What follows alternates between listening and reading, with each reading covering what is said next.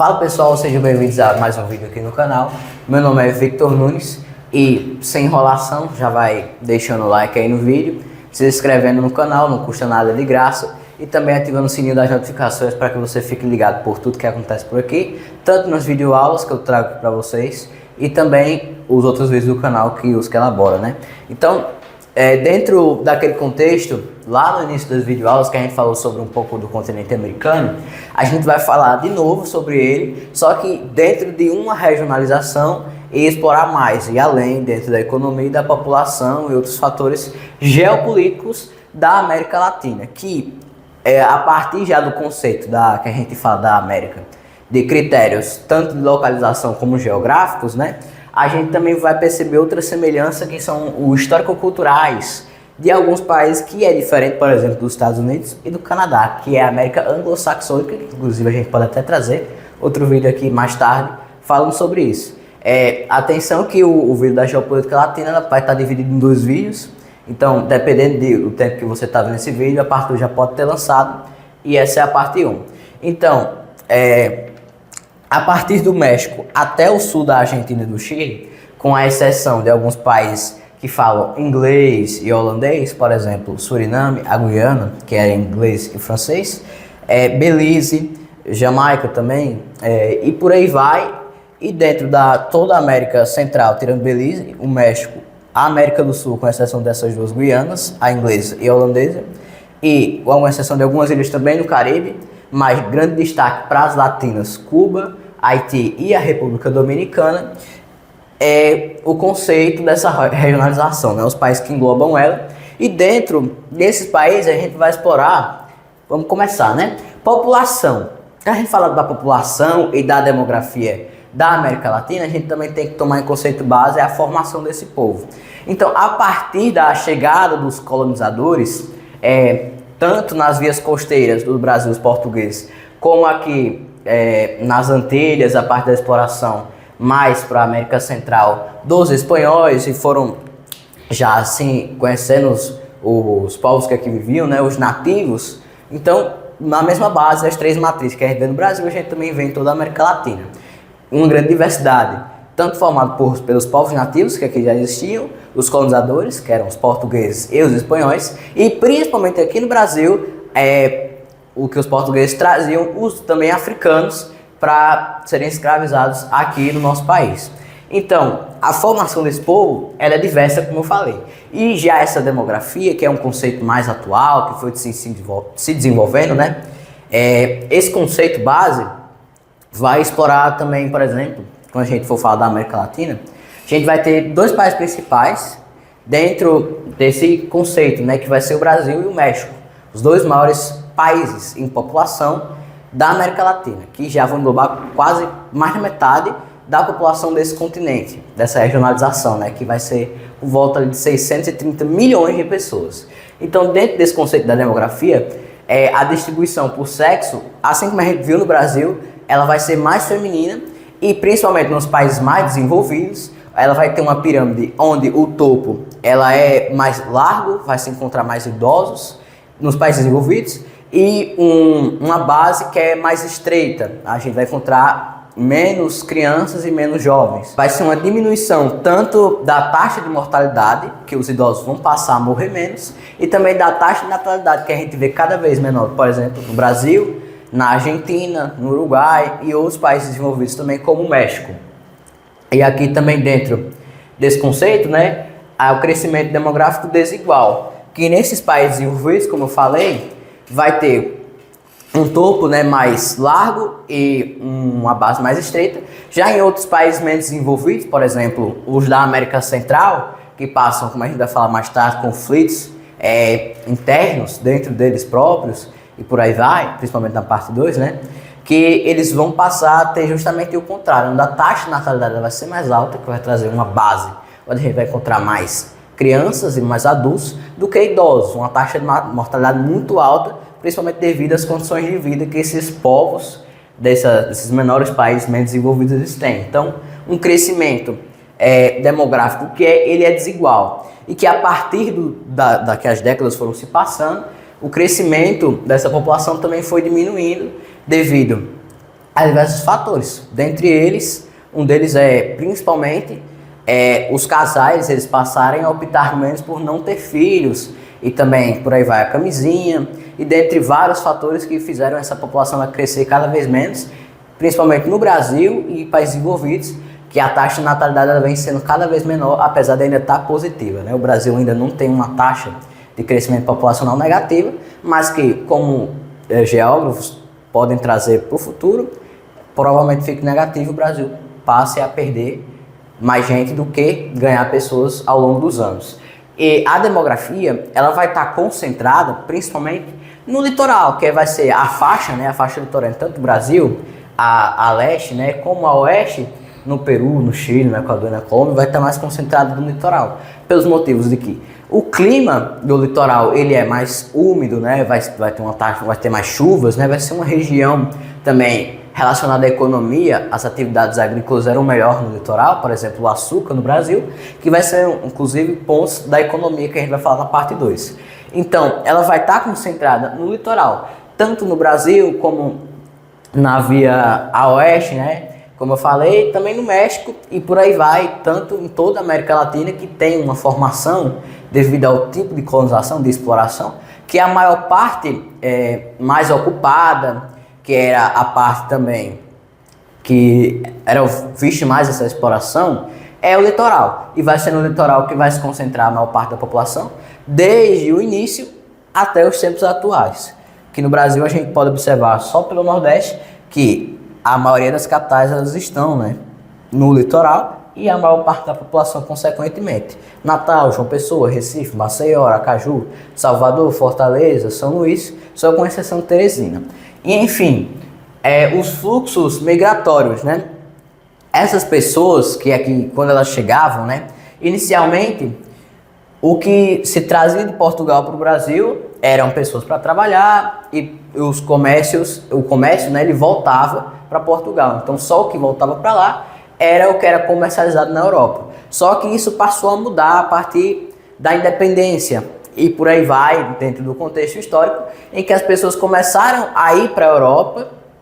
e também da parte oeste e para o Japão e para a Ásia, em busca de lugares onde existiam mais países desenvolvidos, até porque a gente pode ver que o contexto da América Latina é sobre países subdesenvolvidos, que procuram, essas pessoas procuram oportunidades de emprego melhor em outros lugares, dentre eles uma qualidade de vida melhor, um emprego, uma nova vida. E onde é que vai ter isso? Dentro, para fora da América, vai ter muita gente indo para a Europa e também muita gente indo para a Ásia, ou seja,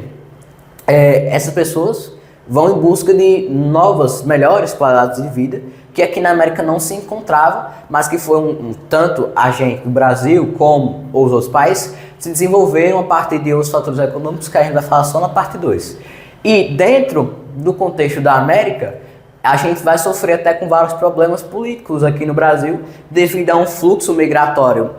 da Venezuela para cá, que não é permitido, né? Como a gente pode ver até em várias notícias, nos jornais, de várias pessoas atravessando a fronteira ilegalmente e por aí vai, né? Em busca de uma nova vida aqui dentro do contexto da América. O Brasil é um grande país receptivo de várias pessoas e lá fora a Argentina também vai ser outra e o Uruguai também, por serem países mais desenvolvidos dentro do contexto da América do Sul. E outro lá mais acima, o México, só que ele vai ter outro contexto, que vai ser as pessoas, tanto do México como da América Central, principalmente o México, de indo para o norte, os Estados Unidos, um país mais desenvolvido, né, que a gente vai falar até na América Anglo-Saxônica, que é uma grande potência, é uma superpotência. Porque a gente fala até que hoje que o mundo é onipotente, né? Os Estados Unidos é a maior e a única potência global, a maior mundial. E obviamente essas pessoas vão atravessar a fronteira e devido a isso, os Estados Unidos até construiu a muralha, né? O muro do México, tentando barrar essas pessoas, a vinda delas, que vai impactando negativamente para os Estados Unidos e até negativamente também para o México, até porque essa saída de pessoas vai generalizando uma queda populacional para o México e um aumento dos Estados Unidos, só que de maneira, de certa forma, ilegal e que vai trazendo diversos problemas, dentre eles generalizando um preconceito com os mexicanos, violência, e que poderia até causar uma guerra nos futuros anos se não fosse feito esse muro, né? Mas, entretanto, os fluxos migratórios, esses outros países também, por exemplo, a Bolívia, o Paraguai, eles também buscam, essas pessoas que vêm do lado desses outros países, buscam uma nova vida dentro da maior potência da América do Sul, que é o Brasil, e também forte influência, Argentina e Uruguai serem destacados, os 3 principais países que mais recebem esses fluxos migratórios de ida, né? E a Colômbia também, né?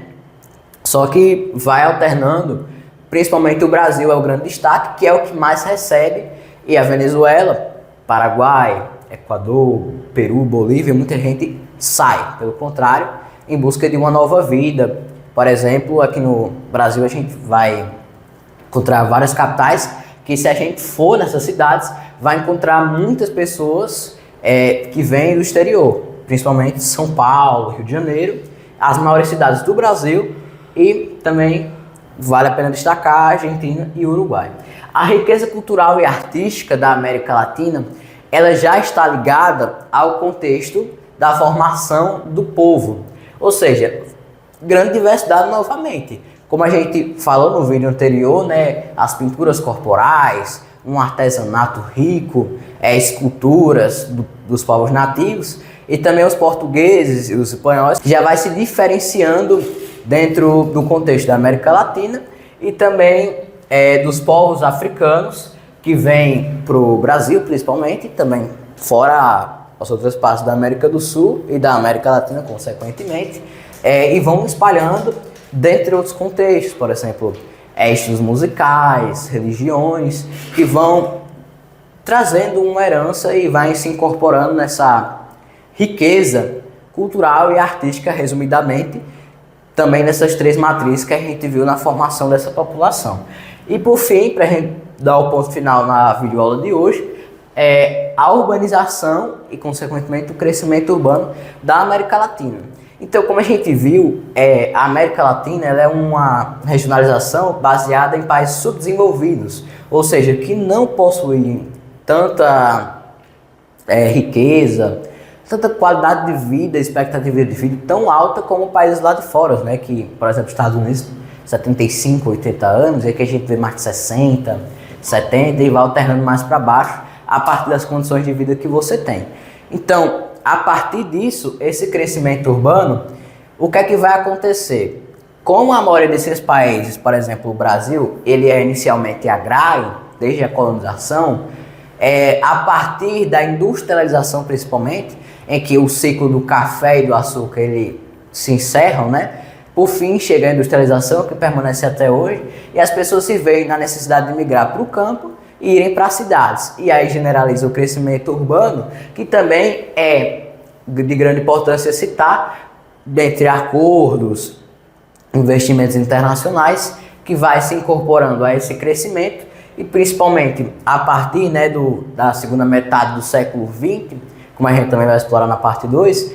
a urbanização ela vai acontecer de modo muito intensificado, que vai causar até uma desordem nesse crescimento, que vai ser extremamente exagerado, principalmente nas grandes metrópoles, por exemplo, São Paulo, o Rio de Janeiro, principalmente o ABCD paulista, né? E fora do Brasil, esse crescimento, como eu falei, a maior parte desses países eram agrícolas devido ao modelo de colonização que eles sofrem, eles vão se modificando, mas de um único ponto em que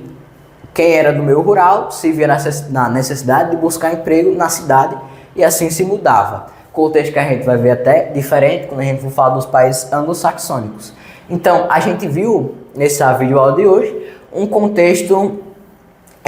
dessa exploração, né, que a gente vê inicialmente essa regionalização, os povos que aqui viviam, os fluxos migratórios, a demografia, a cultura que eu falei resumidamente, a urbanização, esse crescimento urbano baseado no contexto histórico que se diferencia dos outros países, dentre eles o Canadá e os Estados Unidos. Então tudo isso aqui que vai englobando do México até o sul da Argentina, ela tem características semelhantes. E vale a pena até englobar também as outras duas Guianas, que apesar de não estarem, serem países consideravelmente latinos, que falam línguas latinas consequentemente, mas que por pouca influência, por exemplo, no Império Britânico e nas colônias holandesas, vão acabar sofrendo economicamente devido, por exemplo, o tamanho desses países, como a gente pode ver, não custa uma região do Brasil, por exemplo, a norte, que já é bem maior do que as 3 Guianas juntas. Então, o vídeo de hoje foi isso, primeira parte da geopolítica latina, e no outro vídeo a gente vai explorar um pouco mais da economia, os blocos econômicos e um contexto mais político, para a gente depois falar, por exemplo, da América Anglo-Saxônica, e explorando o nosso continente americano, que, como eu falei ao longo desse vídeo e vários outros, é um continente que é rico tanto em cultura, biodiversidade, fatores naturais, fatores econômicos, políticos, culturais, sociais e, em geral, um continente que absurdamente vale a pena explorar todas as maravilhas e que a gente vê que ao longo dos anos, por exemplo, uma atividade que a gente vai falar, o turismo, que, por exemplo, o Brasil ele não é um país pobre, muito pelo contrário, é um país rico, principalmente nas suas grandes naturezas, né? Então, dentro desse contexto da América Latina que a gente falou hoje, a gente já se baseia em fatores econômicos e políticos para o próximo vídeo, a parte 2 desse daqui. Então, dependendo de quando o tempo que você estiver vendo ele, provavelmente a parte 2 já deve ter saído. Então, pedir novamente a vocês o like, se inscrever-se no canal, ativar o sininho das notificações e também quem quiser deixar um comentário me parabenizando pela dedicação e esforço. Então eu queria pedir a vocês, por última vez, para a gente encerrar o vídeo, o like, né, a sua inscrição, ativar o sininho das notificações, um comentário parabenizando o meu esforço e o meu trabalho para poder trazer cada vez mais videoaulas de melhor qualidade para vocês aqui no canal, né?